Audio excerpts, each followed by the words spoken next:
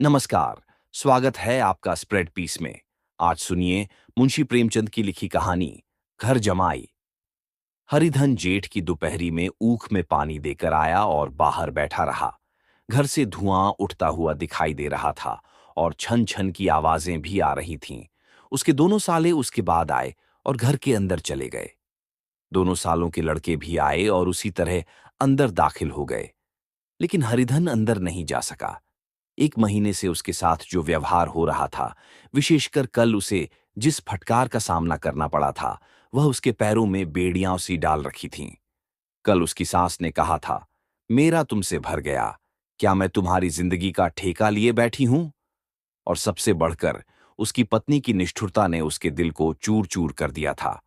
वह यह फटकार सुनती रही, लेकिन एक बार भी उसने नहीं कहा, अम्मा, तुम क्यों उनका अपमान कर रही हो? वह बस चुपचाप सुनती रही। शायद वह उसकी दुर्गति पर खुश हो रही थी। इस घर में वह कैसे जाए? क्या फिर वही गालियां सुनने, वही फटकार सहने के लिए?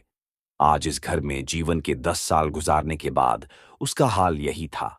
वह किसी से कम काम नहीं कहता था, जबकि दोनों साले मीठी नींद सोते रहते थे और वह बैलों को सानी पानी देता और छांटी काटता।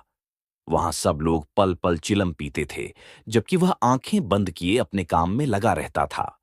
संध्या समय पर घर वाले गाने बजाने चले जाते, जबकि वह रात भर गायें भैंसे दोहता रहता। उसका यही पुरस्कार था कि कोई खाने को भी नहीं पूछता, उलटे गालियां और मिलती थीं।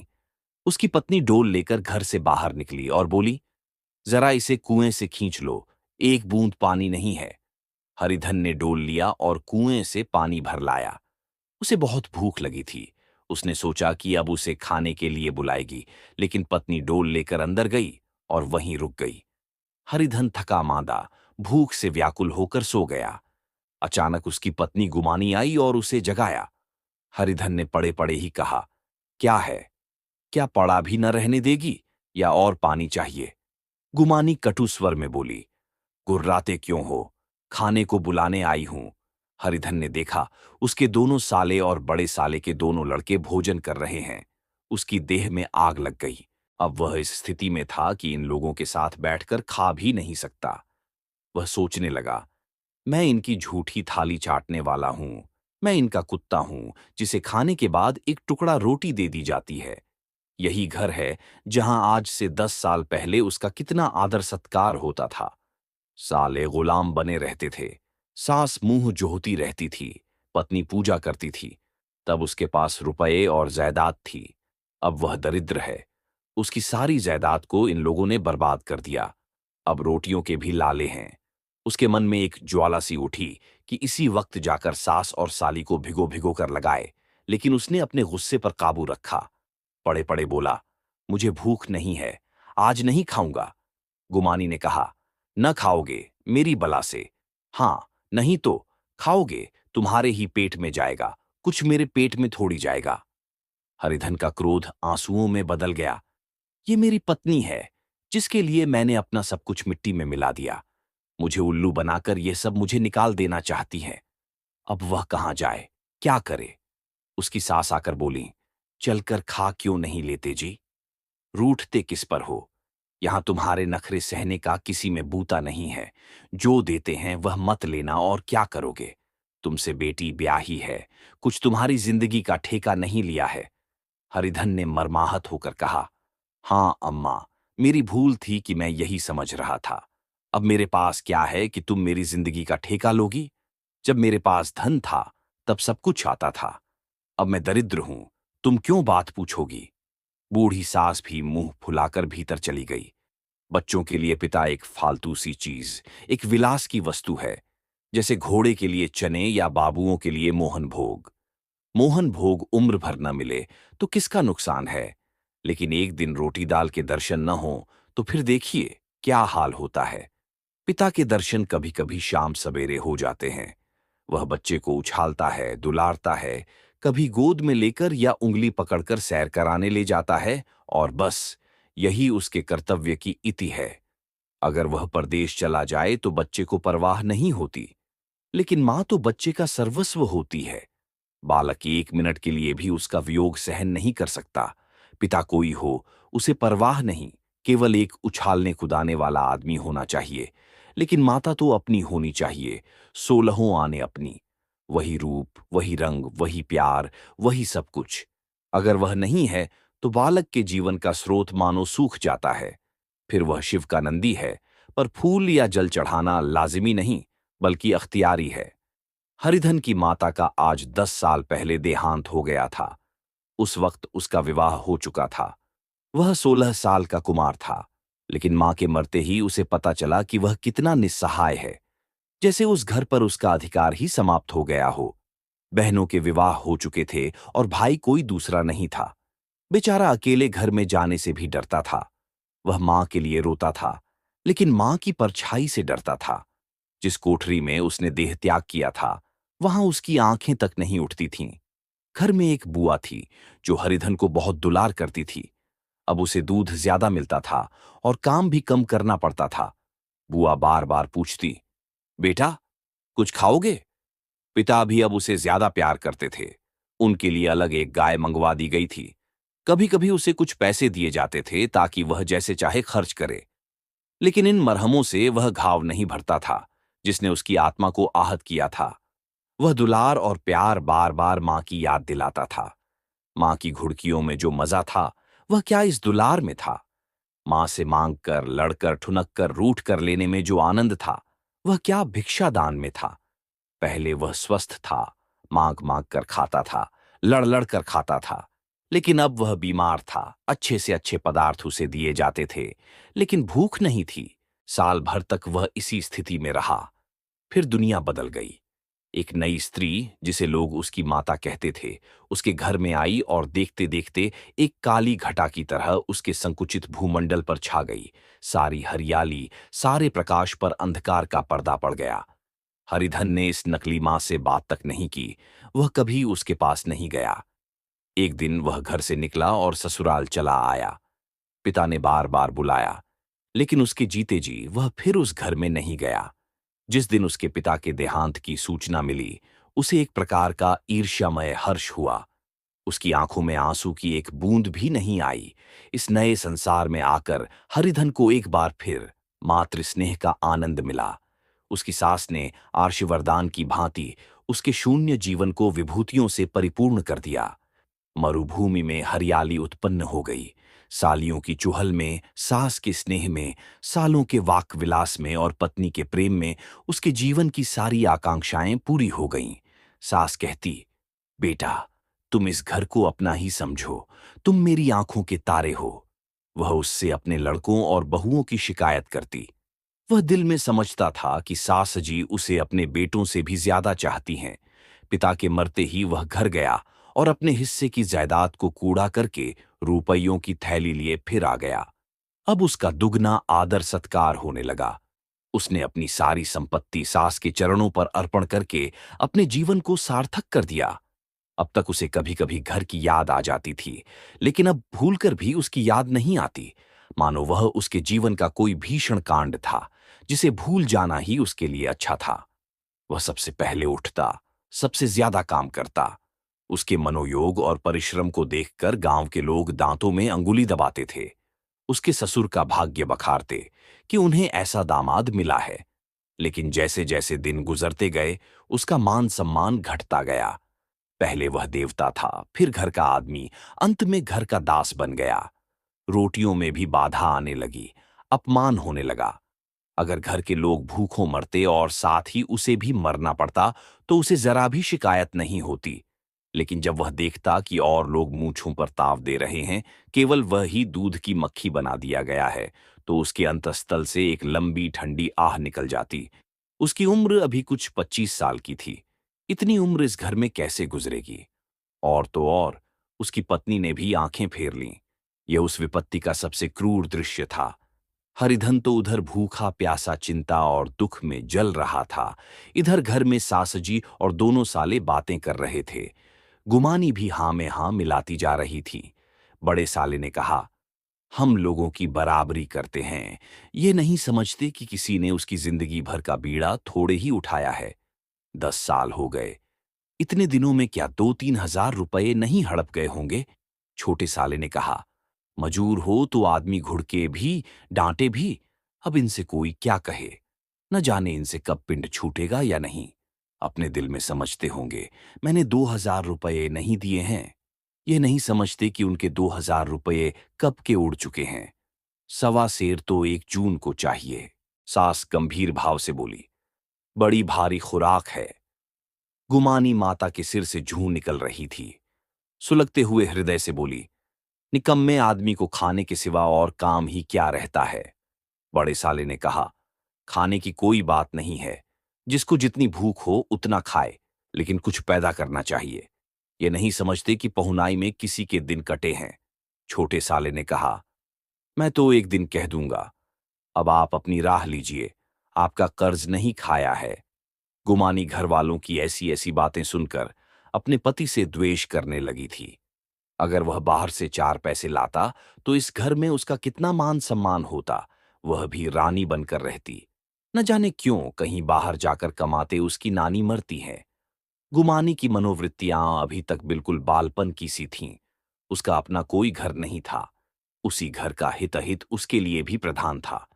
वह भी उन्हीं शब्दों में विचार करती, इस समस्या को उन्हीं आंखों से देखती जैसे उसके घर वाले देखते थे। सच तो है, 2,000 रुपये में क्या किसी को मोल ले लेंगे। 10 साल में 2,000 रुपये होते ही क्या हैं। 200 ही तो साल भर के हुए। क्या 2 आदमी साल भर में 200 भी नहीं खाएंगे। फिर कपड़े लत्ते, दूध घी सब कुछ तो है। 10 साल हो गए, एक पीतल का छल्ला नहीं बना। घर से निकलते तो जैसे इनके प्राण निकलते हैं।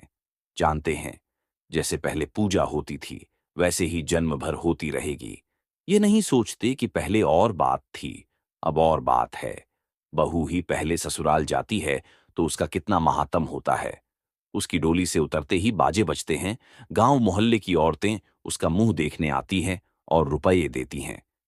महीनों उसे घर भर से अच्छा खाने को मिलता है, अच्छा पहनने को। कोई काम नहीं लिया जाता। लेकिन 6 महीने बाद कोई उसकी बात भी नहीं पूछता। वह घर भर की लौड़ी हो जाती है। उनके घर में मेरी तो वही गति होती। फिर काहे को रोना। जो यह कहो कि मैं तो काम करता हूं तो तुम्हारी भूल है। मजूर और बात है। उसे आदमी डांटता भी है, मारता भी है। जब चाहता है रखता है, जब जी चाहता है निकाल देता है। कसकर काम लेता है। ये नहीं कि जब जी में आया कुछ काम किया, जब जी में आया पढ़कर सो रहे। हरिधन भी भीतर ही भीतर सुलग रहा था कि तभी दोनों साले बाहर आए और बड़े साले ने कहा, भैया उठो, तीसरा पहर ढल गया। कब तक सोते रहोगे। सारा खेत पड़ा है। हरिधन चट से उठ बैठा और तीव्र स्वर में बोला, क्या तुम लोगों ने मुझे उल्लू समझ लिया है। दोनों साले हक्का बक्का हो गए। जिस आदमी ने कभी जुबान नहीं खोली, हमेशा गुलामों की तरह हाथ बांधे हाजिर रहा, वह आज एकाएक इतना आत्माभिमानी हो गया। यह उन्हें चौंका देने के लिए काफी था। कुछ जवाब न सूझा। हरिधन ने देखा कि इन दोनों के कदम उखड़ गए हैं तो उसने एक धक्का और देने की प्रबल इच्छा को रोक न सका। उसी ढंग से बोला, मेरी भी आंखें हैं। मैं अंधा नहीं हूं, न बहरा हूं। छाती फाड़कर काम करूं और उस पर भी कुत्ता समझा जाऊं। ऐसे गड्ढे कहीं और होंगे। अब बड़े साले भी गर्म हो गए। उन्होंने कहा, तुम्हें किसी ने यहां बांध तो नहीं रखा है। इस बार हरिधन लाजवाब हो गया। कोई बात न सूझी। बड़े साले ने फिर उसी ढंग से कहा, अगर तुम यह चाहो कि जन्म भर पाहुणे बने रहो और तुम्हारा वैसा ही आदर सत्कार होता रहे तो ये हमारे बस की बात नहीं है। हरिधन ने आंखें निकालकर कहा, क्या मैं तुम लोगों से कम काम करता हूं। बड़े साले ने पूछा, यह कौन कहता है। हरिधन ने कहा, तो तुम्हारे घर की यही नीति है कि जो सबसे ज्यादा काम करे वही भूखा मारा जाए। बड़े साले ने कहा, तुम खुद खाने नहीं गए, क्या कोई तुम्हारे मुंह में कौर डाल देता। हरिधन ने होठ चबाकर कहा, मैं खुद खाने नहीं गया। कहते तुम्हें लाज नहीं आती। छोटे साले ने कहा, नहीं, तुम्हारी बहन तुम्हें बुलाने आई थी। इस पर सास भीतर से लपकी चली आ रही थीं। ये बात सुनकर बोली, कितना कहकर हार गई। कोई उठे ना तो मैं क्या करूं। हरिधन ने विष, खून और आग से भरे हुए स्वर में कहा, क्या मैं तुम्हारे लड़कों का झूठा खाने के लिए हूं। क्या मैं कुत्ता हूं कि तुम लोग खाकर मेरे सामने रुखी रोटी का टुकड़ा फेंक दो। बुढ़िया ने ऐंठ कर कहा, तो क्या तुम लड़कों की बराबरी करोगे। हरिधन परास्त हो गया। बुढ़िया के एक ही वाक्य ने उसका काम तमाम कर दिया। उसकी तनी हुई भौहें ढीली पड़ गईं, आंखों की आग बुझ गई, फड़कते हुए नथने शांत हो गए। किसी आहत मनुष्य की तरह वह जमीन पर गिर पड़ा। क्या तुम मेरे लड़कों की बराबरी करोगे? यह वाक्य एक लंबे भाले की तरह उसके हृदय में चुभता चला जाता था। न हृदय का अंत था, न उस भाले का। सारे घर ने खाया, पर हरिधन न उठा। सास ने मनाया, सालियों ने मनाया, ससुर ने मनाया, दोनों साले मनाकर हार गए। इस बार हरिधन लाजवाब हो गया। कोई बात न सूझी। बड़े साले ने फिर उसी ढंग से कहा, अगर तुम यह चाहो कि जन्म भर पाहुणे बने रहो और तुम्हारा वैसा ही आदर सत्कार होता रहे, तो यह हमारे बस की बात नहीं है। हरिधन ने आंखें निकालकर कहा, क्या मैं तुम लोगों से कम काम करता हूं? बड़े साले ने पूछा, यह कौन कहता है? हरिधन ने कहा, तो तुम्हारे घर की यही नीति है कि जो सबसे ज्यादा काम करे वही भूखा मारा जाए। बड़े साले ने कहा, तुम खुद खाने नहीं गए, क्या कोई तुम्हारे मुंह में कौर डाल देता? हरिधन ने होठ चबाकर कहा, मैं खुद खाने नहीं गया, कहते तुम्हें लाज नहीं आती? छोटे साले ने कहा, नहीं, तुम्हारी बहन तुम्हें बुलाने आई थी। इस पर सास भीतर से लपकी चली आ रही थीं। ये बात सुनकर बोली, कितना कहकर हार गई, कोई उठे न तो मैं क्या करूं? हरिधन ने विष, खून और आग से भरे हुए स्वर में कहा, क्या मैं तुम्हारे लड़कों का झूठा खाने के लिए हूं? क्या मैं कुत्ता हूं कि तुम लोग खाकर मेरे सामने रूखी रोटी का टुकड़ा फेंक दो? बुढ़िया ने ऐंठ कर कहा, तो क्या तुम लड़कों की बराबरी करोगे? हरिधन परास्त हो गया। बुढ़िया के एक ही वाक्य ने उसका काम तमाम कर दिया। उसकी तनी हुई भौहें ढीली पड़ गईं, आंखों की आग बुझ गई, फड़कते हुए नथने शांत हो गए।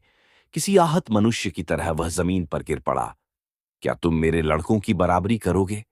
यह वाक्य एक लंबे भाले की तरह उसके हृदय में चुभता चला जाता था। न हृदय का अंत था, न उस भाले का। सारे घर ने खाया, पर हरिधन न उठा। सास ने मनाया, सालियों ने मनाया, ससुर ने मनाया, दोनों साले मनाकर हार गए। हरिधन न उठा। वहां द्वार पर एक टाट पड़ा था। उसे उठाकर सबसे अलग कुएं पर ले गया और जगत पर बिछाकर पड़ा रहा। रात भीग चुकी थी। अनंत आकाश में उज्ज्वल तारे बालकों की भांति क्रीड़ा कर रहे थे। कोई नाचता था, कोई उछलता था, कोई हंसता था, कोई आंखें मींचकर फिर खोल देता था। रह रहकर कोई साहसी बालक सपाटा भरकर एक पल में उस विस्तृत क्षेत्र को पार कर लेता था और न जाने कहां छा जाता था। हरिधन को अपना बचपन याद आया, जब वह भी इसी तरह क्रीड़ा करता था। उसकी बाल स्मृतियां उन्हीं चमकीले तारों की भांति प्रज्वलित हो गईं। वह अपना छोटा सा घर, वह आम का बाग जहां वह केरियां चुना करता था, वह मैदान जहां कबड्डी खेला करता था, सब याद आने लगे। फिर अपनी स्नेहमयी माता की सदैव मूर्ति उसके सामने खड़ी हो गई। उन आंखों में कितनी करुणा और कितनी दया थी। उसे ऐसा जान पड़ा मानो माता की आंखों में आंसू भरे हैं। वह उसे छाती से लगा लेने के लिए हाथ फैलाए उसकी ओर चली आ रही है। वह उस मधुर भावना में अपने को भूल गया। ऐसा जान पड़ा मानो माता ने उसे छाती से लगा लिया है और उसके सिर पर हाथ फेर रही है। वह रोने लगा, फूट फूट कर रोने लगा। उसी आत्मसम्मोहित अवस्था में उसके मुंह से यह शब्द निकले, अम्मा, तुमने मुझे इतना भुला दिया। देखो, तुम्हारे प्यारे लाल की क्या दशा हो रही है। कोई उस पानी को भी नहीं पूछता। क्या जहां तुम हो वहां मेरे लिए जगह नहीं है? सहसा गुमानी ने आकर पुकारा, क्या सो गए तुम? ऐसी भी क्या राक्षसी नींद? चलकर खा क्यों नहीं लेते? कब तक कोई तुम्हारे लिए बैठा रहेगा? हरिधन उस कल्पना जगत से क्रूर वास्तविकता में लौट आया। वही कुएं की जगत थी, वही फटा हुआ टाट और गुमानी सामने खड़ी कह रही थी, कब तक कोई तुम्हारे लिए बैठा रहेगा? हरिधन उठ बैठा और मानो तलवार म्यान से निकालकर बोला, भला तुम्हें मेरी सुध तो आई? मैंने कह तो दिया था मुझे भूख नहीं है। गुमानी ने पूछा, तो कितने दिन तक न खाओगे? हरिधन ने कहा, अब इस घर का पानी भी न पीऊंगा। तुझे मेरे साथ चलना है या नहीं? दृढ़ संकल्प से भरे हुए इन शब्दों को सुनकर गुमानी सहम उठी और बोली, कहां जा रहे हो? हरिधन ने मानो नशे में कहा, तुझे इससे क्या मतलब? मेरे साथ चलेगी या नहीं? फिर पीछे से न कहना, मुझसे कहा नहीं। गुमानी ने आपत्ति के भाव से बोला, तुम बताते क्यों नहीं? कहाँ जा रहे हो? हरिधन ने कहा, तू मेरे साथ चलेगी या नहीं? गुमानी ने कहा, जब तक बता न दोगे मैं न जाऊंगी। हरिधन ने कहा, तो मालूम हो गया तू नहीं जाना चाहती। मुझे इतना ही पूछना था, नहीं तो अब तक मैं आधी दूर निकल गया होता। ये कहकर वह उठा और अपने घर की ओर चला। गुमानी पुकारती रही, सुन लो, सुन लो, पर उसने फिर कर भी न देखा। 30 मील की मंजिल हरिधन ने 5 घंटों में तय की। जब वह अपने गांव की अमराइयों के सामने पहुंचा, तो उसकी मातृभावना उषा की सुनहरी गोद में खेल रही थी। उन वृक्षों को देखकर उसका विह्वल हृदय नाचने लगा। मंदिर का सुनहरा कलश देखकर वह इस तरह दौड़ा, मानो एक छलांग में उसके ऊपर जा पहुंचेगा। वह वेग में दौड़ा जा रहा था, मानो उसकी माता गोद फैलाए उसे बुला रही हो। जब वह आमों के बाग में पहुंचा, जहां डालियों पर बैठकर वह हाथी की सवारी का आनंद पाता था, जहां के कच्चे बेरों और लिसोड़ों में एक स्वर्गीय स्वाद था, तो वह बैठ गया और भूमि पर सिर झुकाकर रोने लगा, मानो अपनी माता को अपनी विपत्ति कथा सुना रहा हो। वहां की वायु में, वहां के प्रकाश में, मानो उसकी विराट रूपिणी माता व्याप्त हो रही थी। वहां की अंगुल अंगुल भूमि माता के पद चिन्हों से पवित्र थी। माता के स्नेह में डूबे हुए शब्द अभी तक मानो आकाश में गूंज रहे थे। इस वायु और इस आकाश में न जाने कौन सी संजीवनी थी, जिसने उसके शोकार्त हृदय को फिर बालोत्साह से भर दिया। वह एक पेड़ पर चढ़ गया और अधर से आम तोड़ तोड़ कर खाने लगा। सास के वह कठोर शब्द, स्त्री का वह निष्ठुर आघात, वह सारा अपमान उसे भूल गया। उसके पांव फूल गए थे, तलवों में जलन हो रही थी, पर इस आनंद में उसे किसी बात का ध्यान नहीं था। सहसा रखवाले ने पुकारा, वह कौन ऊपर चढ़ा है रे? उतर अभी, नहीं तो ऐसा पत्थर खींचकर मारूंगा कि वहीं ठंडे हो जाओगे। उसने कई गालियां भी दीं। इस फटकार और इन गालियों में इस समय हरिधन को अलौकिक आनंद मिल रहा था। वह डालियों में छिप गया, कई आम काट काट नीचे गिराए और जोर से ठट्टा मारकर हंसा। ऐसी उल्लास से भरी हुई हंसी उसने बहुत दिनों से नहीं हंसी थी। रखवाले को यह हंसी परिचित मालूम हुई, मगर हरिधन यहां कहां। वह ससुराल की रोटियां तोड़ रहा है। कैसा हंसोड़ा था, कितना चिबिल्ला। न जाने बेचारे का क्या हाल हुआ, पेड़ की डाल से तालाब में कूद पड़ता था। अब गांव में ऐसा कौन है? डांट कर बोला, वहां से बैठे बैठे हंसोगे तो आकर सारी हंसी निकाल दूंगा, नहीं तो सीधे उतर आओ। वह गालियां देते जा रहा था कि एक गुठली आकर उसके सिर पर लगी। सिर सहलाते हुए बोला, यह कौन शैतान है, नहीं मानता? ठहर तो, मैं आकर तेरी खबर लेता हूं। उसने अपनी लकड़ी नीचे रख दी और बंदरों की तरह छटपट ऊपर चढ़ गया। देखा तो हरिधन बैठा मुस्कुरा रहा है। चकित होकर बोला, अरे हरिधन, तुम यहां कब आए? इस पेड़ पर कब से बैठे हो? दोनों बचपन के सखा वहीं गले मिले। यहां कब आए? चलो घर चलो। भले आदमी, क्या वहां आम भी मयस्सर न होते थे? हरिधन ने मुस्कुराकर कहा, मंगरू, इन आमों में जो स्वाद है वह और कहीं के आमों में नहीं है। गांव का क्या रंग ढंग है? मंगरू ने कहा, सब चैन चैन है भैया, तुमने तो जैसे नाता ही तोड़ लिया। इस तरह कोई अपना गांव घर छोड़ देता है? जब से तुम्हारे दादा मरे, सारी गिरस्ती चौपट हो गई। 2 छोटे छोटे लड़के हैं, उनके लिए क्या होता है? हरिधन ने कहा, अब उस गिरस्ती से क्या वास्ता है भाई? मैं तो अपना ले दे चुका। मजूरी तो मिलेगी ना? तुम्हारी गाय ही चरा दिया करूंगा, मुझे खाने को दे देना। मंगरू ने अविश्वास के भाव से कहा, अरे भैया, कैसी बातें करते हो? तुम्हारे लिए जान हाजिर है। क्या ससुराल में अब न रहोगे? कोई चिंता नहीं, पहले तो तुम्हारा घर ही है, उसे संभालो। छोटे छोटे बच्चे हैं, उनको पालो। तुम नई अम्माओं से नाहक डरते थे, बड़ी सीधी है बेचारी। बस अपनी मां समझो, तुम्हें पाकर तो निहाल हो जाएगी। अच्छा, घरवाली को भी तो लाओगे? हरिधन ने कहा, उसका अब मुंह न देखूंगा, मेरे लिए वह मर गई। मंगरू ने कहा, तो दूसरी सगाई हो जाएगी।